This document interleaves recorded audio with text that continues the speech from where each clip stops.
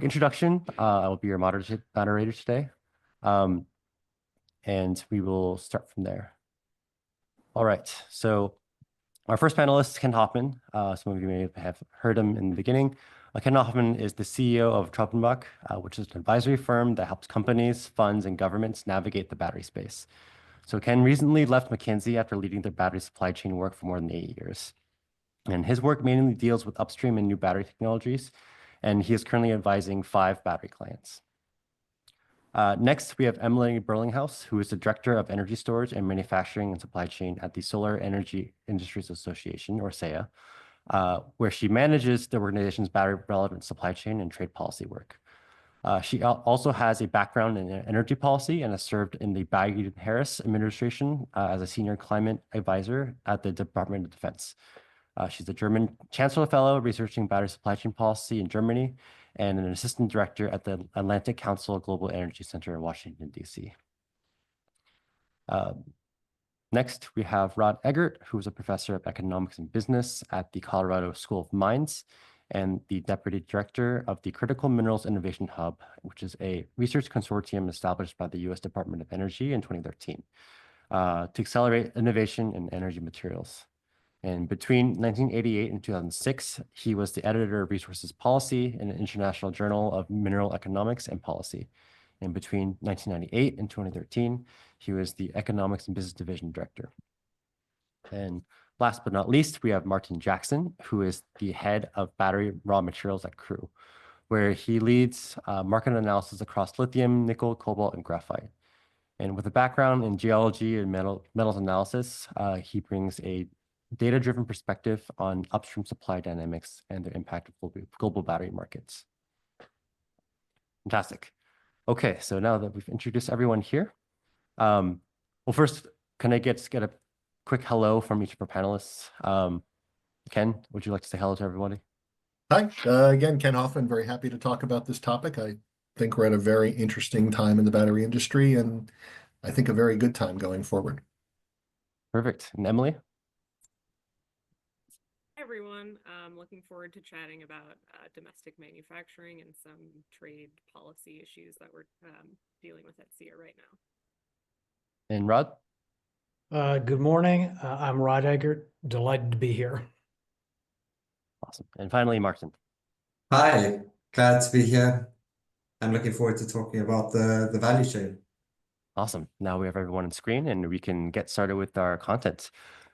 So I wanted to start off asking a question to Martin in this panel. Martin, can you kick us off by giving us a 1,000-foot view on where supply chain sits today regarding upstream raw materials processing and into the midstream active space? And why does this all matter to us today? I probably don't need to tell everyone here that if we start on the upstream, if we look at mining, all of those markets are heavily oversupplied. There's a huge wave of raw materials that has flooded the market, especially in China. And it looks like it's going to stay that way for several years to come. There is maybe some tightening happening in the lithium market, but I mean, that has also been paired with manufacturers, cathode manufacturers, battery manufacturers in China, reining back their plans, their strategy for 2025, and that's mostly due to policy uncertainty. So really, we're looking at a market that's not really resolving itself, even though prices are incredibly low. But that is the silver lining. It depends which side of the fence you're on, I think. But low raw material prices obviously mean lower battery costs, and that's of course a boon for battery adoption.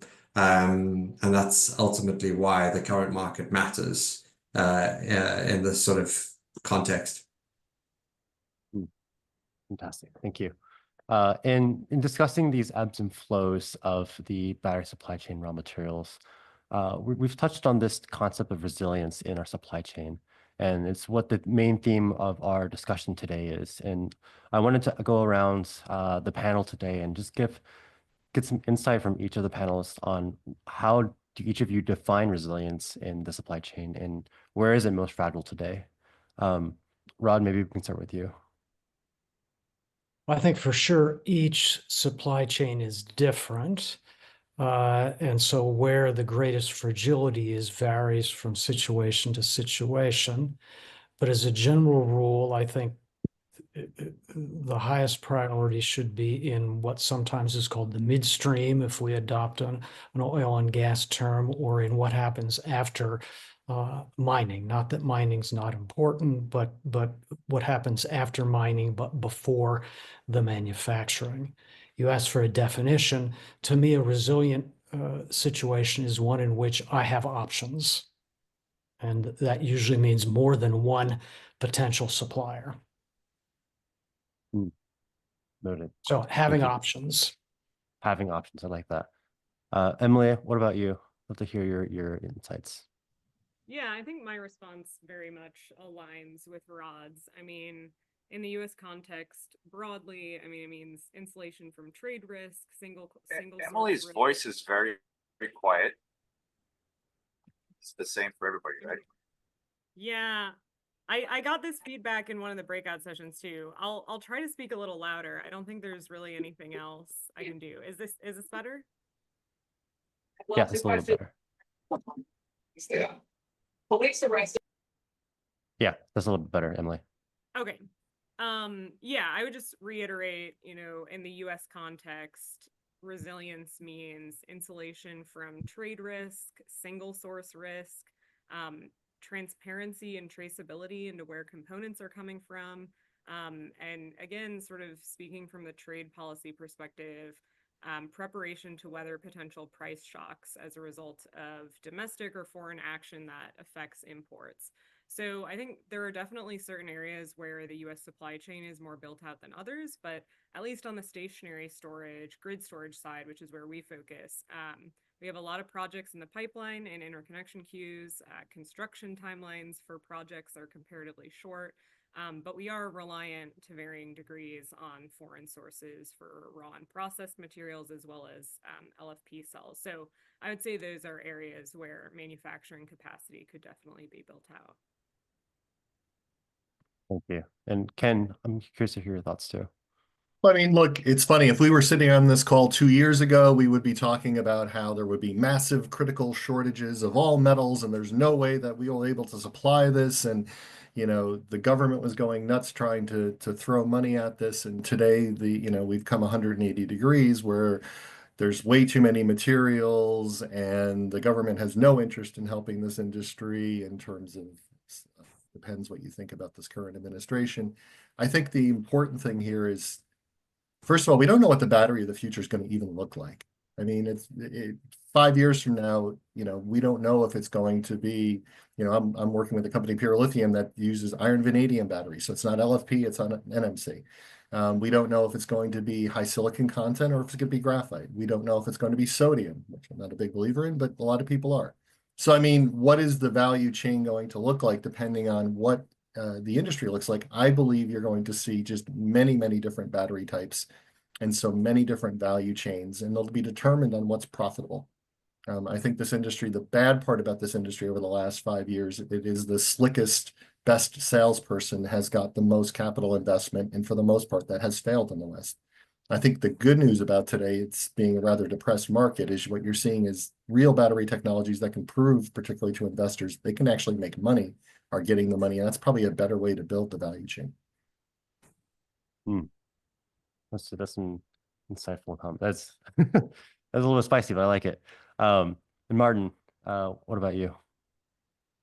Yeah, I think I'm with Rod here. I mean, biologists have proven for a long time that diversity is really the key to resilience, and I don't think that's any different for supply chains. It's really about the number of players you have in your industry and the variety in their backgrounds, where they're producing from, so that when there is a disruption, and there will be a disruption, that we can respond to it. There's, as Emily said, that there's options that you can use at your disposal.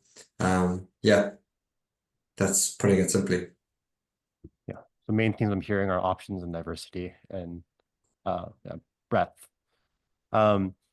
And let's go down the value chain a little bit in this next question. So I want to ask this question to each of our panelists again, and then we'll move into more pointed questions.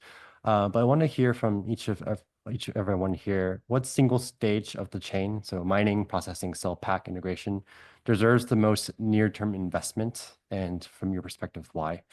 Emily, maybe we can start with you this time. Yeah, sure. So I don't want to pick and choose, but there are areas, as I mentioned before, where U.S. industry has done a really good job expanding domestic manufacturing. And then there are also areas where the scale up takes quite a bit longer. So over the last few years, we've seen a lot of announcements across the battery value chain, in large part as a result of the Inflation Reduction Act. But typically, supply chains are built out downstream to upstream for a number of reasons. There's shorter build out times if you're building, a pack assembly facility versus investing in a mine that could take decades. And then also the fact that downstream build out creates a business case for more upstream scale up, whether that's domestically or, sort of in a friend shoring or near shoring context. So I think we've seen a lot of progress on pack manufacturing and integration, but the further upstream you go, the more scarce the domestic resources, I would say. And that's why policy incentives and like public sector financing are really important. And we saw this quite a bit, in the last administration through executive and congressional action, whether it was the Inflation Reduction Act, Infrastructure Investment and Jobs Act. And to a certain extent, we have also seen it with the Trump administration, particularly as it relates to critical minerals. Ken? Interesting point. And again, I'll go back to, I spend a lot of my time with very large investment funds and what they like to look for. And what they basically have said is over the last 5 years, there really has been very, very few positive investments to be made in this industry. I mean, quite literally tens of billions of dollars have been flushed down the toilet in this industry. And I think we have to take a hard look at ourselves. Interestingly, as Emily said, it's a downstream company. You think a company like American Battery Solutions, which does pack development, found a niche industry that they could do well, has been very, very successful. I do think, though, that in the background, you have seen some companies develop that they're pretty close to commercializations. And I think particularly in the direct lithium extraction industry, we're really close to having some very profitable companies. I think in the cell industry, we're very close to having some profitable companies. And I think particularly, follow the money. The U.S. government is obviously not spending any money to develop the EV industry in the U.S., quite the converse. But they are interested in developing things like drones and electrification of certain areas. And I think there are cell companies in the US sort of refocused towards those areas, and I think they can become profitable. And that's, I think, where the money will go. What's scary, though, is, and I'll tell this quick story, is I spoke to a company that was trying LFP, and they were looking for phosphate. And I literally sat, and this is only a year ago, with a board of a phosphate company who thought EVs weren't real, that Tesla wasn't a real company, where board members actually challenged me on Tesla's sales numbers, saying they probably only sell a couple hundred of those cars. It's really a toy. If we're in that type of mood in corporate boardrooms, it's going to take us a long time to develop this industry. I hope that changes. Oh, I appreciate that. Also very interesting. Martin, and then you. Yeah, I mean, a couple of years ago, I would have said we desperately need focused investment in the mining sector. But at the moment, if we're talking about the near term, we don't need it. And actually, a lot of the issue, as Ken has highlighted, is that governments have been throwing money at very, very dubious investments. And I think we just need to be more careful about where that money is going. Look, we still need focused investments in mining, but not in mining, in exploration, because as Emily highlighted, it's a very, very long lead time to get those projects off the ground. So yes, we might be an oversupply today, but when those projects come online in 8 to 10 years, it might be a completely different story. We're still very, very early stage in the battery market, very low penetration rates. And we do need to be thinking about, where we get our materials from in a decade from now. The other thing I'd say is I think there's an urgent need to work on lowering our cell manufacturing costs outside of China.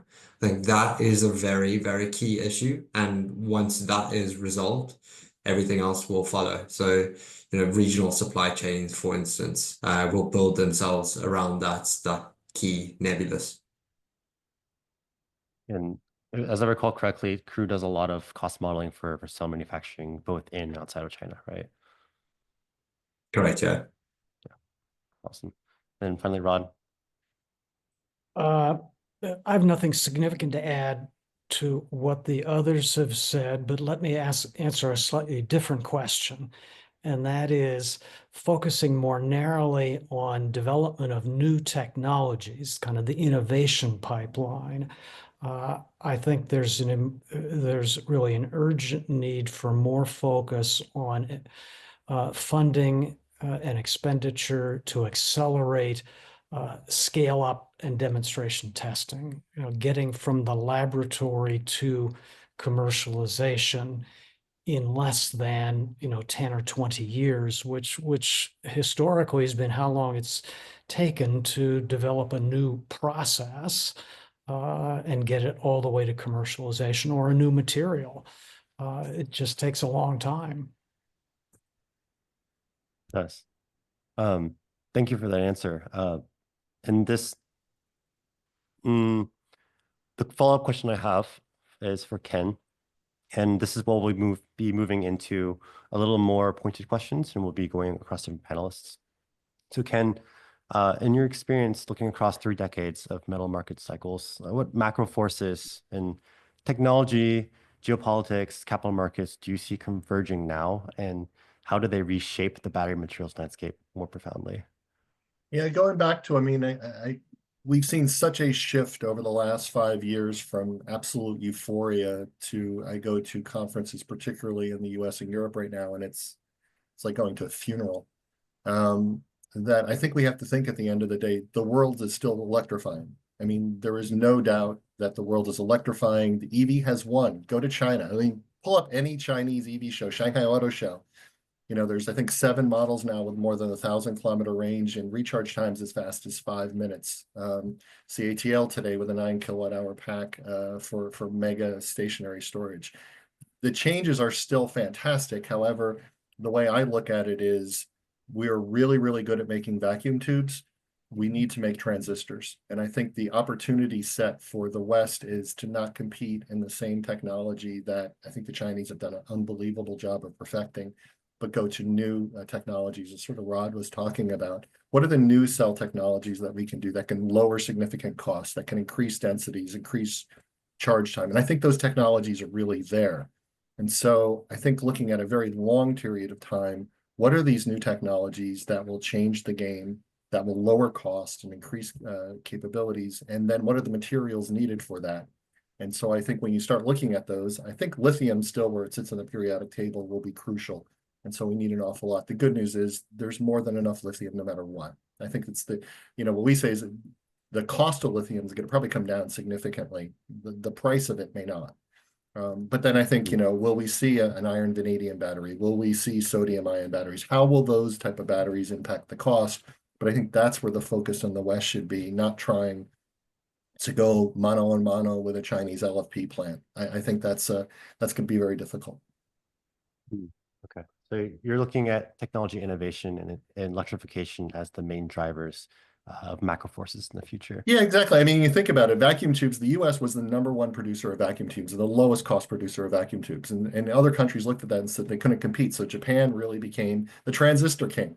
And then all of a sudden, transistors, Japan was the best cost transistors in the world. And then the US sort of came back with semiconductors, and the US became the best and lowest cost semiconductor. How can we find a new technology that is superior to the past technology, improves performance at a lower cost? And I think those technologies, I mean, I sit there and look, and the greatest thing of being at McKinsey is you got to see hundreds and hundreds of technologies. There's a lot of real cool stuff out there. So I think, that is going to be what powers, and the lower the cost of these batteries, the better the capacity of these batteries, the more opportunity sets for opportunities in the marketplace, and therefore the demand for these materials go up. And so I think it's actually a great time in the battery market, and not a bad time, because you're starting to see a lot of these technologies very close to commercialization. Yeah, very true. And Ken, you touched on some topics of finding new technologies and then tracking the materials required to make them. Martin, I want to ask a follow-up question on that for you. So in Crew, your database tracks lithium, nickel, cobalt, graphite from mine to cathode. And this is on the cathode topic. At a high level, which of these four markets has shifted most dramatically in supply chain balance, supply demand balance, sorry, since the 2022 price peak? And from your perspective, what single metric best captures that swing for non-specialists? I mean, the point that always grabs the most attention is prices, which is not fundamentally supported by, well, the fundamentals of the market. And I think really, if you want to look at the true health of the market, really what you need to be looking at is the available inventories. So what is left in the market to supply. And the market, I think, that has changed most over the last sort of 3-4 years is the cobalt market. If you just look at feedstock for cobalt today, well, at the end of last year, we were looking at close on 10 months of supply of cobalt feedstock. And that's up 6-7 months of supply since late 2021, when the market really hit its peak in terms of prices. And that build of inventories is because, one, it's a byproduct of supply of copper and nickel supply. So really economics or costs of production don't really come into play there. Whether you're producing nickel or copper, you're also producing cobalt. And then the other issue that's really hurt cobalt is that we've been thrifting cobalt in battery production quite significantly. I think the last time we looked, it's dropped to about a quarter of the intensity of use versus maybe 2020, 2021. And that's because we've moved to high nickel cathode chemistries, but we've also seen the dominance of LFP battery adoption in China. So on those 2 points, cobalt has really suffered the most. The build of inventories has been quite extreme still for lithium, nickel, but it just hasn't been as dramatic as the cobalt market.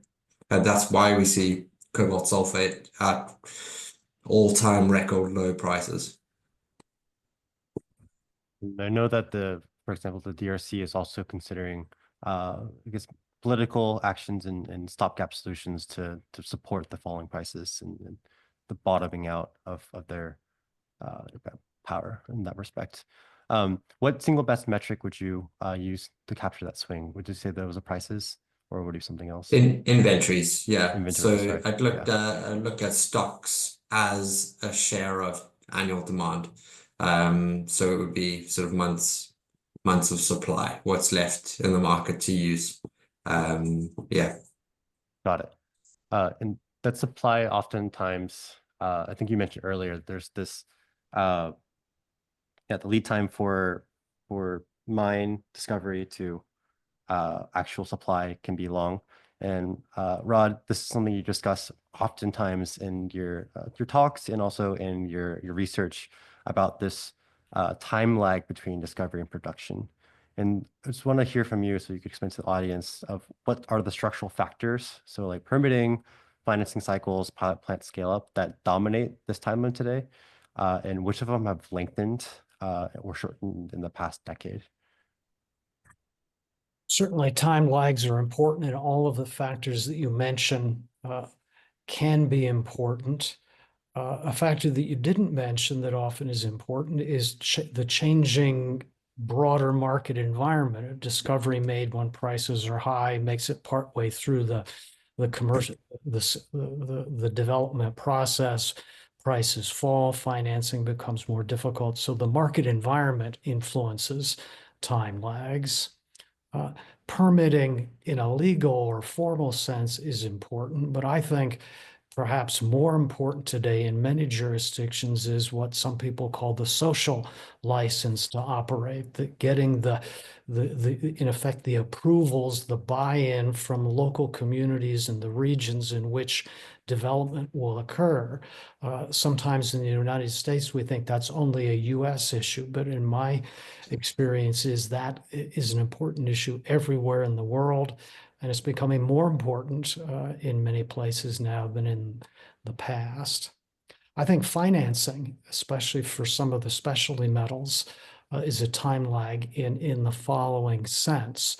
Some of the smaller markets are very opaque. Opacity in the market makes investors, reluctant to pull the trigger on a new investment. And then something that Ken and others have brought up, the technological uncertainty.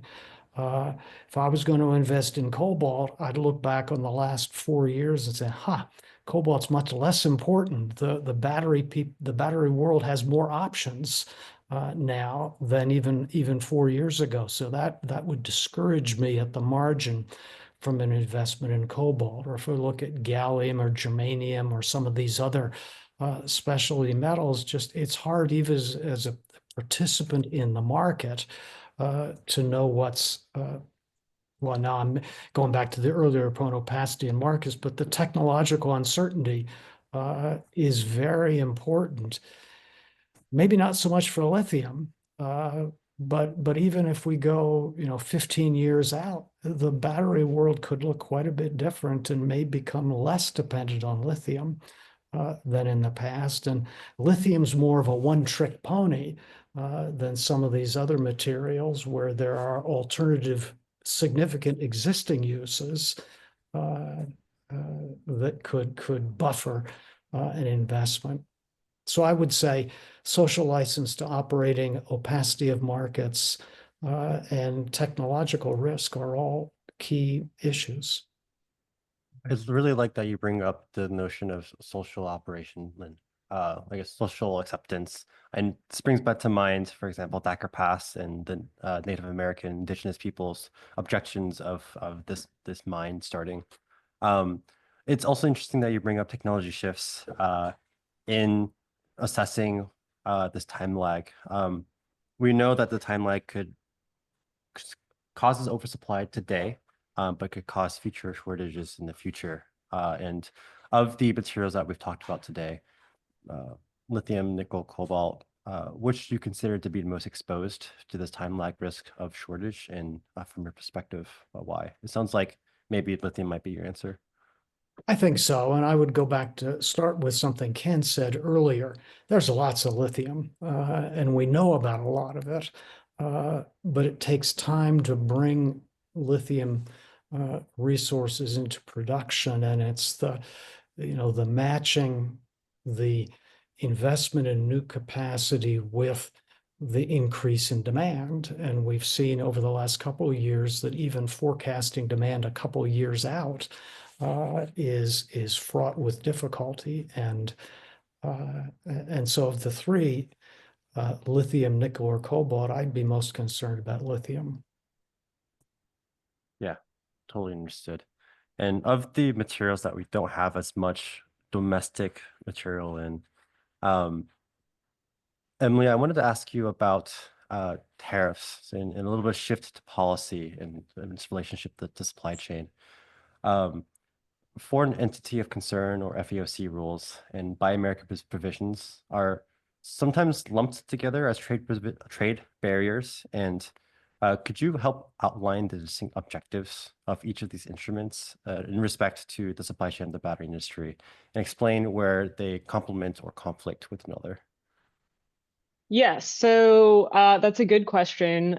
Trade policy is very confusing. I think the solar and storage industry is no stranger to navigating the complexities of trade policy. But we are in a new environment where different authorities are being used to implement tariffs in particular. So I just want to take a step back really quick and explain some of the key authorities that are being used for tariffs, because this is something that obviously comes up in the news on a daily basis. It's something that companies are really thinking about, trying to address, trying to understand some of the tariff impacts on their businesses, especially in the storage space. And so three primary authorities for tariffs are Section 232, 301, and IEEPA. So Section 232 is pursuant to Section 232 of the Trade Expansion Act of 1962. And broadly speaking, this authority allows the president to adjust imports if there is deemed to be a national security risk. So President Trump, I mean, this has been used throughout administrations, but President Trump has used this authority a number of times to direct the Commerce Department to initiate 232 investigations. And then he uses the results of those investigations to inform trade policy. So some recent ones that we've seen are on timber and lumber, pharmaceuticals, trucks and truck parts. And the most relevant ones to the storage industry are the investigations on copper and its derivatives, critical minerals, its derivatives and finished products, and also semiconductors. And so a lot of these investigations are ongoing, but there are a number of Section 232 tariffs in effect right now. So we have the 25% on automobiles and auto parts, 25% on steel and aluminum. So those are specifically under this Section 232 National Security Authority. And it's important to note that the executive orders that are coming out on these investigations direct Commerce to start an investigation that can be very broad ranging. So this investigation on critical minerals, we're currently in the public comment period for that. This covers all 50 minerals deemed critical by the US Geological Survey. So that's an investigation on 50 critical minerals. Also, its derivative products, so that can include anodes and cathodes for batteries and finished products. And it covers, you know, like with the minerals investigation in particular, it directs the Secretary of Commerce to not only consider protective measures like tariffs, but also incentives to stimulate domestic production, processing, and recycling of critical minerals. So again, very broad ranging authority and scope. Another one that we hear a lot about is Section 301. So this is pursuant to the Trade Act of 1974. And it grants the US Trade Representative power to investigate and take action against foreign trade practices that are deemed unfair or harmful to US commerce. So basically used to address unfair trade practices. And at the moment, these are directed largely on China. So in the context of stationary storage, there's currently a 7.5% tariff on lithium ion batteries. That's expected to go up to 25% in January. And there are a number of other use cases and examples of that as well. And then finally, I'm sure we have all heard about the 145% tariffs on China. So this is under IEEPA authority, International Emergency Economic Powers Act. So these 10% baseline tariffs, the 10% fentanyl tariffs, and the 125% reciprocal tariffs on China all fall under IEEPA authority. And so there are some other tariff authorities as well that I won't go into detail about, but the point I'm trying to make here is that depending on the type of authority that tariffs are implemented under, there are different, you know, exclusion processes and sort of ways to navigate challenges that companies may be having as a result of tariff policy. So that's sort of on the trade policy side. And that's something that we engage our members on as a trade association. It's one of the biggest, I think a lot of trade associations engage their members on trade policy, obviously. But yes, so Michael, as you mentioned, sometimes these tariff and trade policies get conflated or lumped together with policies, you know, legislative policy or policy incentives. So one is FIAC, which is foreign entity of concern, as you mentioned. And so again, SEA is a trade association focused on the solar and storage industry. So we're less concerned about FIAC restrictions on EV batteries. Although if you work in the space, you're probably familiar with the 30D tax credit. There are FIAC restrictions there. But I will say one thing we closely are following are potential proposals in Congress that would expand FIAC restrictions on stationary storage and its components. So these FIAC rules relevant to the stationary storage industry are not defined yet. But it's sort of premature to say how they would affect the stationary storage industry. But that, broadly speaking, that's another way to encourage domestic production, reduce reliance on certain countries that are deemed, adversarial, depending on the context. And then finally, I think the last thing you mentioned were certain like Build America, Buy America incentives. So that's also an incentive under the Infrastructure Investment and Jobs Act. Basically, companies that receive financial assistance through the Department of Energy, and if there's a particular clause that says, you need to buy American, this is another way to incentivize offtake of domestically produced products. So particularly iron, steel, manufactured products, construction materials. So that's just a sort of an overview of the various trade policy, legislative policy, tax policy ways that, again, in the US, the government is incentivizing onshoring and domestic procurement. Fantastic. Oh my goodness, we're already at time. There's so many questions that we want to ask today, but very limited time. We'll move on to our last question, our closing question for everybody, and then we'll be able to take maybe one question. This will be a lightning round, so maybe one sentence, and it'll be kind of difficult. So I'll make it a little bit easier for everyone here. So if you had one policy, one technology, or one financial instrument to deploy tomorrow, which item would you choose, and which one would most accelerate a resilient supply chain? Martin, maybe we'll go with you. I would drop all trade barriers. That would be my argument for adoption of the battery. That's a good one. That's a good one. Rod? I agree with Martin, but in addition, I would also say offtake agreements issued by OEMs linked to co-financing, a signal from the users of the materials that we want these materials, we're trying to manage our risks, and we're willing to put some money behind it. I like that a lot. Ken? It's a bit strange, but what I like to see is all the battery technologies be able to get in front of all the capital providers in one day so that people could really see what was out there, and let's put money behind the batteries that really can work for us. Oh, like a pitch day. Yeah. And Emily closes out. Yeah, I think Martin said eliminate all trade barriers. If that's not feasible, I would say just some like flexibility in terms of how trade policy is implemented. So it takes years sometimes for supply chains to transition from one jurisdiction to another. So I think just generally having some flexibility and time frames for companies to pivot to the US or allies would be helpful. Fantastic. With that, that's our final section of our prepared panel. So please, everyone, give a round of applause to our panelists. We'll take maybe one question before we go on to our next section. So is anyone have a question they'd like to ask?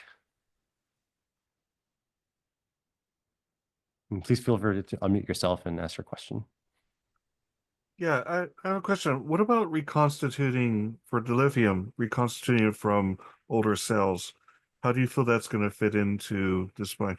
Right now, it's very weak, and there aren't that many factories, but it definitely, I think, is an avenue for a feedstock stream. I guess since I did a lot of recycling, I'll put it in two parts. Number one, how many cars were made 10 years ago? EVs.